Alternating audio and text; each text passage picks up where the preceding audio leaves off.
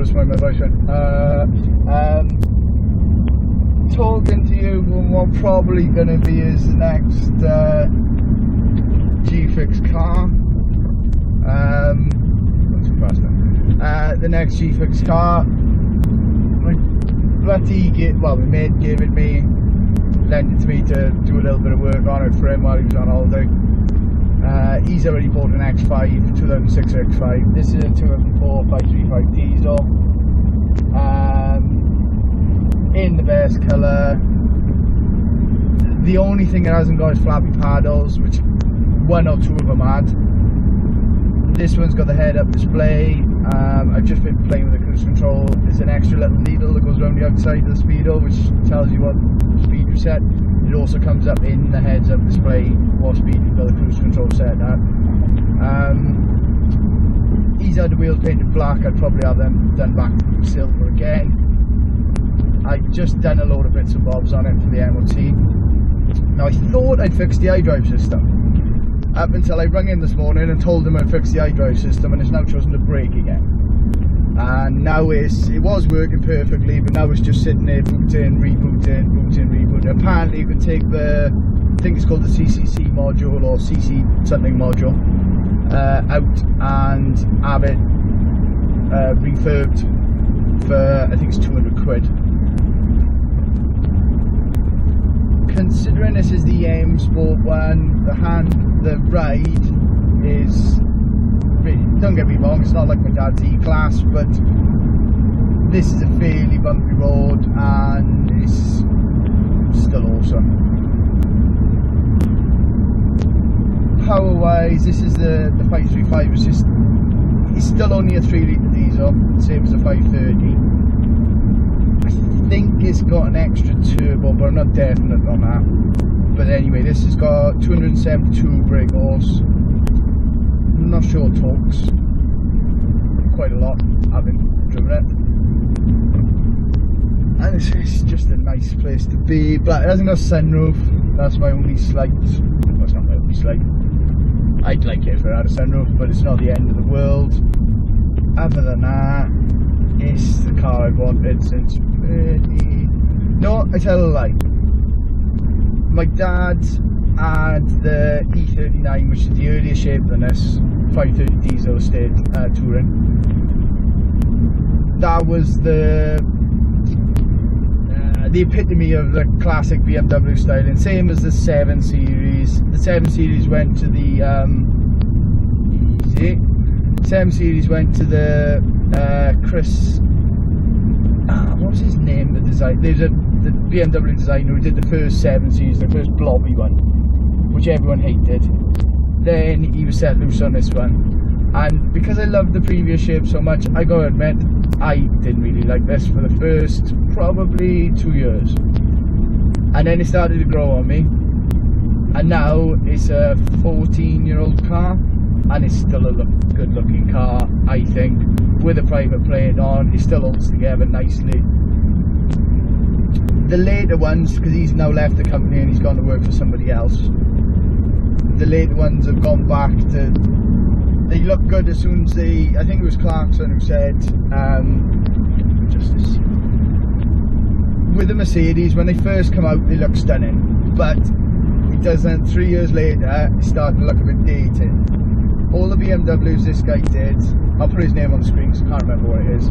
He did the 5 Series, no, he did the 7 Series, then the 5 Series, then the 6 Series, and I think he might have done the 1 Series as well.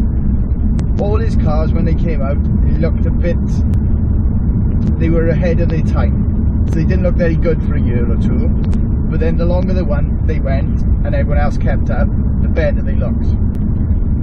Which means they still look good 10, 15 years on, whereas some of the Mercedes models, they have aged, and you can tell they've aged because the styling's moved on. So fair play to the guy. I'm sure it's Chris something.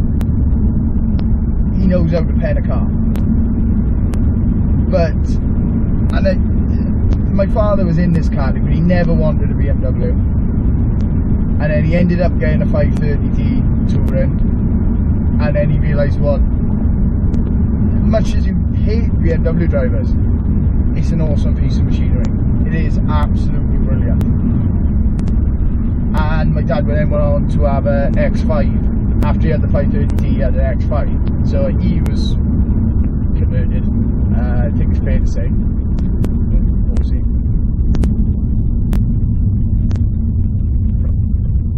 But no matter what, like I say, no matter what you think about BMW drivers or BMWs, they're an awesome bit of kit. So I think this one had gone into D because it's a diesel, and it'd been sat for 3 months before I started driving it a couple of days ago. I think it'd gone into DPF clean. It really wasn't very happy. Managed to squeak it through the MOT, but what it basically needed was to go on a bit of a run, clear it out a bit. Oh, the side drive thing's doing my head in. So yeah, I spoke to him and I said, oh, well, what was wrong with the iDrive? And he said, oh, it worked first thing in the morning, but as soon as it got hot, it'd turn off and sit there booting up. So I've been driving around, it seems perfect. And that was doing exactly what he said. It's just booting, failing, booting, failing, booting, failing. But there's so many of these around, and I think it's a common problem that it's a well-known issue. It's easy to get fixed. You can buy the resistors yourself and solder them in if you want, but I'd probably agree with him. I'd probably prefer to have it refurbed with a warranty. So that's like half throttle, and we're already at 80. So when you press the cruise control stalk, it's got a little dial in the head-up display which goes green when you've got it turned on, and when you haven't got cruise control activated, it tells you what speed it was last set at.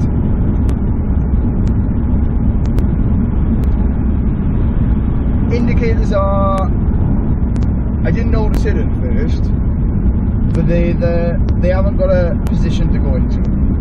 So if you want to do 3 clicks, you touch it lightly. If you want to leave it on, you press it down further, like that. But to cancel it, it's just 1 click up. There's a danger you start indicating the other side, and then before you know it, you go in. Astras are quite bad for it. Astra H's, I think they are.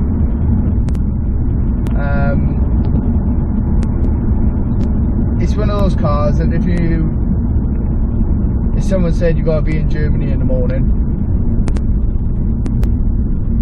you jump in this and literally have no concerns about driving for 12 or 14 hours.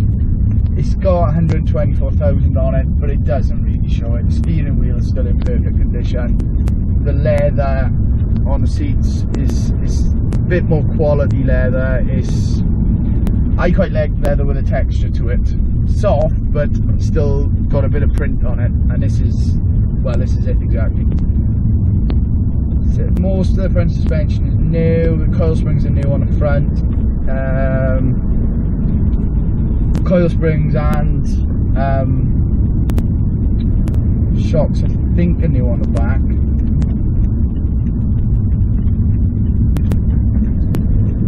And I've been keeping an eye on, ever since he bought this, I've been keeping an eye on him. And anything cheap has either got ridiculous mileage on it, which this is 14 years old, 124 is less than 10,000 a year, it averages out. That's not ridiculous mileage as far as I can see. When you're up in the 200,000s, it's probably a bit much. It's rev counter's just flipping up and down when you're on the throttle. A lot of the other ones I was looking at were, this is the M Sport one in black with the black interior. Any cheap one that you look for is going to be like a burgundy non-M Sport, so it's the SE, probably with a beige interior. So it might have the engine that you want, but the rest of the car is not what you want at all. This is actually it. This is, if you were looking for a 535 diesel, this is it exactly. This is, other than, you know, maybe if you wanted one with 60,000 miles, which you won't find one with 60,000 miles, and if you will, there's probably one in every 50. Because the sort of cars they were so comfortable and so good, people were actually using them. Should you just get on?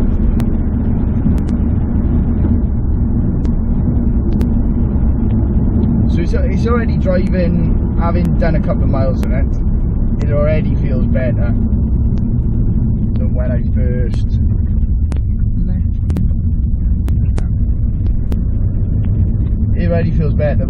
started driving it. It's not smoking now, which it was initially, which I think was a DPF clean. I don't think it was a turbo or anything. So I don't know, I haven't even put it in sport yet.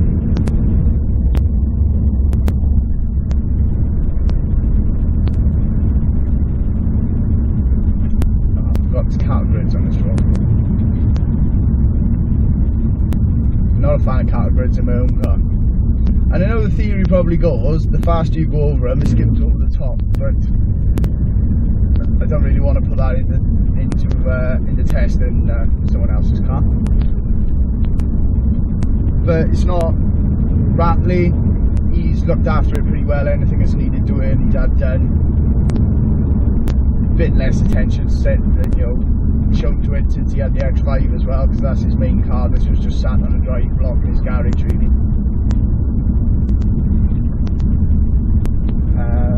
But yeah, I think I'm gonna have to have it really. Oh no, hang on, that's not the lane I was looking for. It's the next one.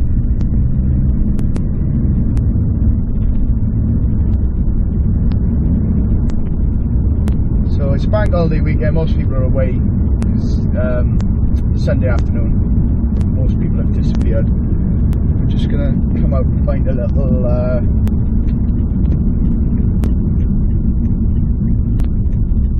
have a little tootle across the mountain.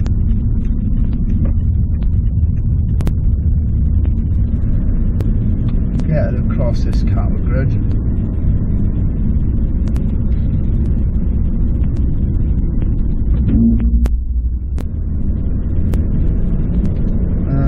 Okay, we'll try sport mode. I'm not going to nail the daylights out of it because it's not my car yet. If something does go wrong with it, definitely go with it. But there's a long uphill stretch here. Doesn't actually tell you what gear. Oh, I haven't got into manual yet. Right, so we're in third. I'll say press a bit of scaffolding there. Okay, let's give it a clog up here.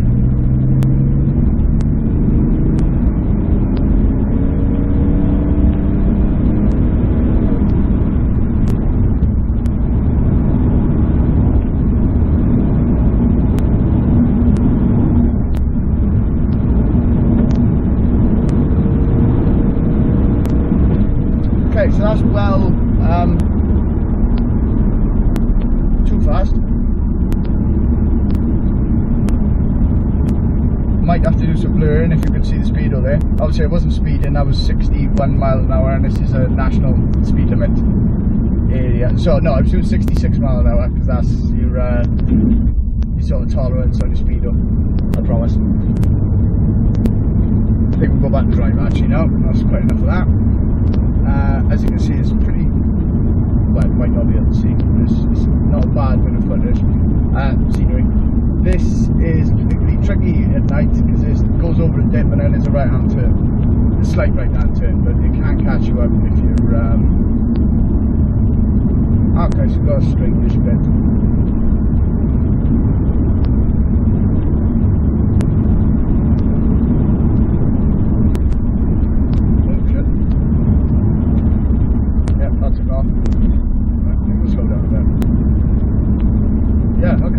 Even though it's a heavy car, you can actually, the wheels didn't come off the ground, but it did go.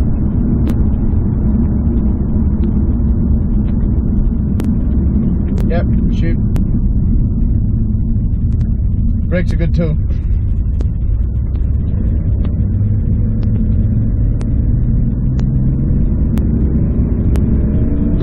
Oh, press the wrong button.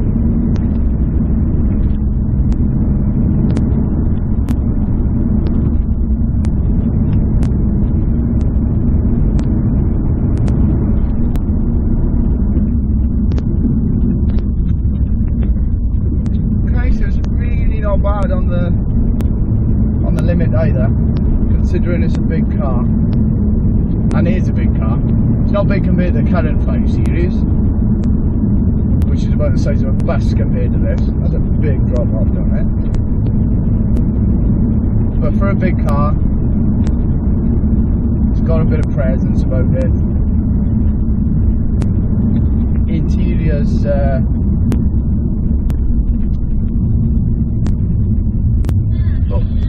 Hey! iDrive's working again. Oh. I did leave it in the sun, so I think it had got hot, and I've had the air conditioning on now. So, okay. Oh no, the aircon's turned off. In that case, just say to randomly start working again, which we'll turn that off so we don't get copyrighted. Not that I'm not sure I'll actually do anything in this video, but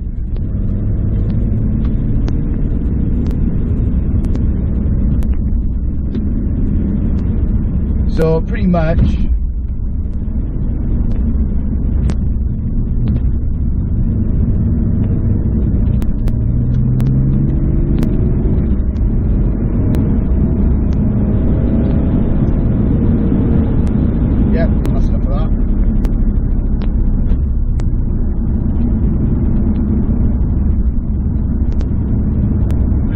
does everything you want. I've bought the Impreza as a channel car to do track days and things in,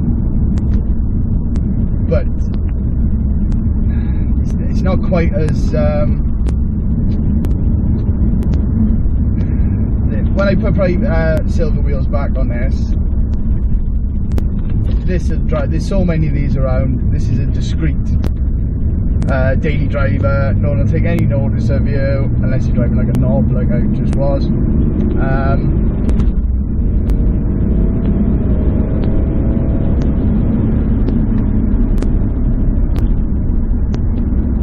Flip. It is like, no, it's enough of that. It is proper fast. I haven't driven like fast stuff. I am doing a C63. Probably could have, but decided I didn't want to because I didn't want to spend all night looking at how much a C63 is, which I'm not sure if any other car enthusiasts do that. It's kind of the disease. First time I saw Layer Cake, I don't know if you're familiar with that film. If you're not, watch it. It's the pants. I spent all night trying to find a cheap RS6 estate in Dolphin Grey, like the one that they drive up the golf club drive in. Didn't want to drive this. He's had this for years. I drove it once and I didn't put my foot down or anything, didn't enjoy it. I was like, oh, just moved it through, that's it, because I knew I'd want one. I already wanted one, and that would have been the final nail in the coffin.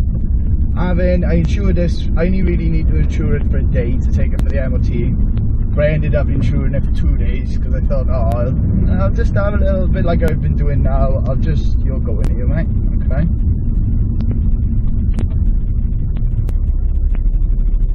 I'll probably like it. I'll have a little tootle round in it, and I massively like it. It's the absolute pants. So the Impreza can go into the soon to be created car bank. We'll come back to that. I know I mentioned that in other videos, but we'll come back to the car bank because that's going to be happening in the next week. And I think what we'll do is press this into action as my daily driver. I can go, if I need to go to the shops, I can park it anyway. Try to keep the miles off. Not that I was doing too many miles on the van, but I was doing too many 1 mile journeys. But it's not something you want to actually go for a drive in to clear out, really. So I was having to wait until I went on a job to have a run and clear it out, which wasn't doing any good. So use the van less for little journeys. This is big enough to have some tools in the boot if I've got something I need to do. But I haven't got the seat adjusted quite right for me. I haven't quite figured it out yet. Well, that was. But yeah, I think he's a devious bastard because he wanted me to buy it, and well, it's going to happen.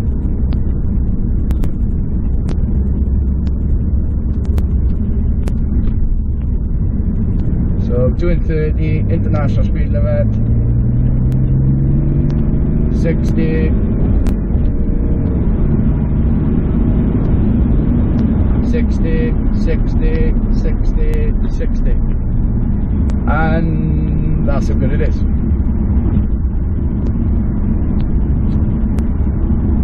So we haven't discussed the price yet. He was waiting until I'd driven it so I could fall in love with it, and then obviously it leaves him in a bit of a stronger negotiating position. But I think I'm gonna, it's got a, it's not carbon, it's like some machine, I suppose it's some sort of aluminium finish. It's got a bit of texture to it. It's probably plastic, not aluminium, but you know what I mean. It's a faux aluminium finish. It's comfortable, it's fast, does what I want it to do really.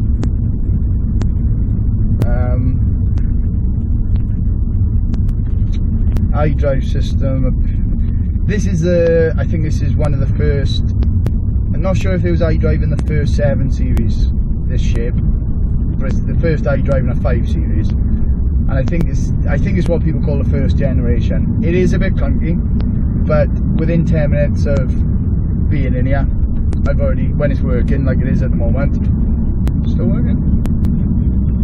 Yeah, it's obviously cooled down now. I've been able to find my way around it without big problems.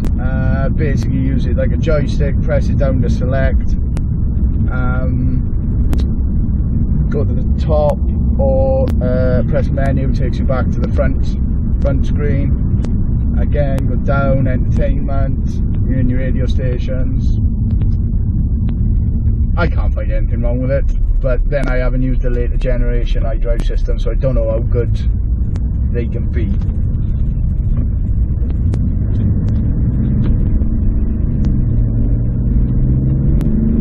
So it's an uphill.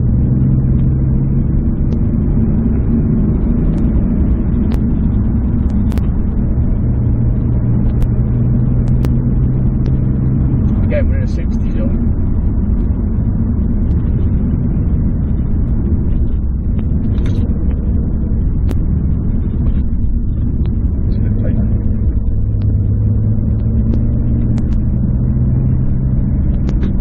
Not putting a foot down anymore, that's it now. And I'll be honest, if I hadn't already sort of fallen in love with this car a little bit already, this driver's pretty much cemented it. That's it, this is going to have to happen. So yeah, I'm not going to get rid of the Impreza, because the Impreza is an appreciating asset from what I can see. This is, hopefully I can get a price where it won't drop much further than what it is, as long as it's kept in nice condition. But it's not going to go up in value, put it that way. Even though it is one of the best, I don't want to say best diesel engines ever. Out of what I've driven, between this, there's the first PDI engines which came out in the Golfs in 2004, the 140 brake ones. That was the first time I drove a diesel, and I was like, wow, this is different, this is better than a petrol, this is brilliant. And then also, I'm a bit of a Mercedes fanboy, so the 2.2 CDI engine, that's good. It hasn't got the guts of this, because this is a 6-cylinder, but that'll still do more than it should, put it that way. So I put those are my, I know you've got lorry engines, and no, I don't know what lorries. Those are my 3 top diesel engines, and this is this is probably number 1 really, followed by the Mercedes engine, just because I've done so much of it, and then followed by the Golf engine, because everything. But all of them, as they've got newer and cleaner, they might still have the same power, but they're now tuned to be smooth, which means you don't get that push in the back feeling like when diesels first started being good, which I think was around 2004. dog's dead. This you still do. So yeah, I'm not going to put a tow bar on it. I'm going to keep the Impreza and lay it down. This will become my daily driver. I'll still have the Sprinter for when I want to tow anything or move anything properly. This is not going to be, I might drive it to work, but it's not a works vehicle. So the aim will be to try and keep this as nice as possible. There's a couple of marks and bits and bobs that I'm going to need to get done. Not the end of the world, I can live with that. Air conditioning back up again. iDrive's fixed itself completely now, so it'll probably stay fixed until it goes into my ownership and then immediately break.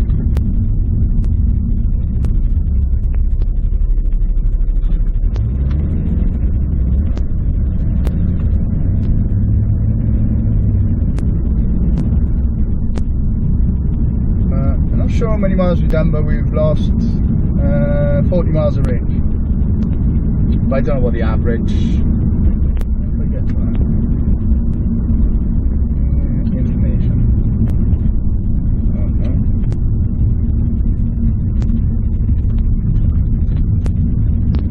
The average consumption is 13.8, but this was hardly a run.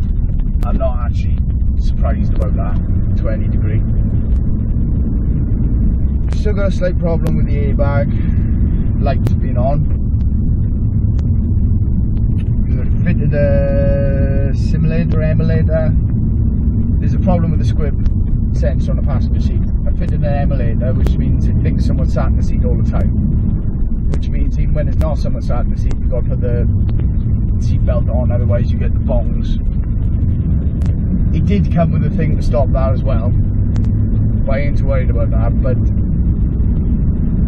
even though I cleared every fault code, it's still, it won't let me clear it on the dashboard for some reason. Even though you have a look and there's no faults in the computer, so something's not right, obviously. Wow, that's really cool. That's like too cool.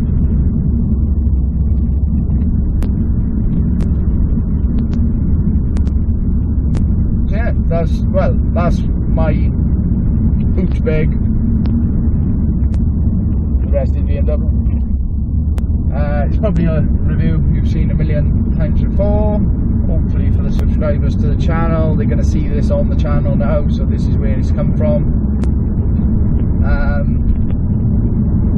Unless we have a mega disagreement about what he thinks is worth and what I think is worth, I think we can pretty much say that this is going to be one of the next Gfix channel cars and my daily driver. And yeah, pretty happy with it. Slightly annoyed at my mate that he managed to. He knew this was happening, he knew that I liked this car, and that's why he said, oh, try running it for a couple of days, enjoy yourself. And that's what's happened. But yeah, I'm pretty happy with it. There's a couple of little bodywork bits and bobs I need to get sorted out. Nothing that needs to be done tomorrow. My mate, we live like really close together, not together. He lives a couple miles away from me, but ever since he's had this car, he's had a private number plate on it, so if I buy it, no one will know that this was his car, if that makes any sense. So I'm happy with that.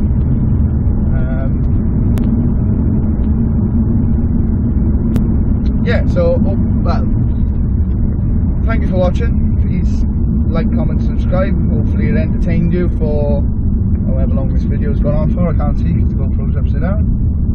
And I've got a couple more videos. The fire video should be out by the time this one's out. I should have finished editing the body coming off the TVR by then, and hopefully we'll have caught up a bit on, because I've got loads of videos that I haven't edited because I had a slight crisis of confidence after my one successful video. It kind of puts a bit of pressure on you. I'm learning about editing, but my editing skills aren't, like, if you look at someone like that Martini guy, or who puts an immense amount of work into his videos, or even Beats for Build, who does videos practically every day, his editing is still good. Mine's not. Alright. Oh, the other video we got is the just gonna ride up the wrong side of the road, you got? Oh, okay. Good idea. We've also got a start in a cold start, old start, 2J. I keep saying 2JZ because I watch American videos. 2JZ engine in a Lexus GS300. So that video should be around at some point soon anyway. But anyway, I'll stop prattling on now. Hopefully everyone's having a nice bank holiday weekend whenever you actually watch this, or had a nice bank holiday weekend, even if you're watching this in 2 years' time. And I will speak to you later. Take care. Bye bye.